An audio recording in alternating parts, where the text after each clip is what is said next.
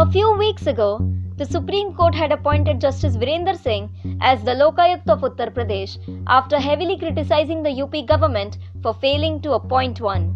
The Supreme Court, however, had to rebuke the order after hearing a plea alleging Singh's integrity and has now appointed former Allahabad High Court Judge Sanjay Mishra as the state's new anti-corruption ombudsman. Microblogging site Twitter has appointed former American Express marketing vice president Leslie Berland as its chief marketing officer. Leslie Berland had made the 6th position in Fast Company's 100 most creative people in business and had also found a spot in Advertising Age's Creativity 50 list. The Union government has released a list of 20 cities in the country under the Smart Cities mission, meaning the cities will be developed keeping digitization and modern technology in mind.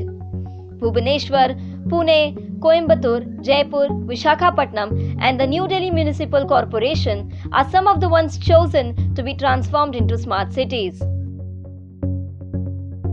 Developing nations like Brazil, China, Russia and India will get more voting rights in IMF after the 2010 quota and governance reforms finally came into effect. India's voting rights have been increased from current 2.3 to 2.6%. Nisid Hazari has received the William E. Colby Award for his book Midnight's Furies, The Deadly Legacy of India's Partition. Hazari, who works for the editorial page of Bloomberg News, has received the honor for the best military book for the heartwarming and violent stories that surrounded the partition of India and Pakistan. The Appointments Committee of Cabinet, chaired by Prime Minister Narendra Modi, has appointed GUdeep Singh as the Chairman and Managing Director of the National Thermal Power Corporation for the next 5 years after he takes charge of the post. The post had been lying vacant since 31st August 2015 after Arup Roy Chaudhary completed his term.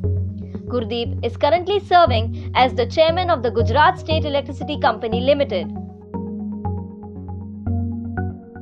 The Indo-Swiss pair of Sania-Martina and Martina continue their reign over doubles tournaments after they won the Australian Open title in Melbourne, Australia, making this their 12th title together.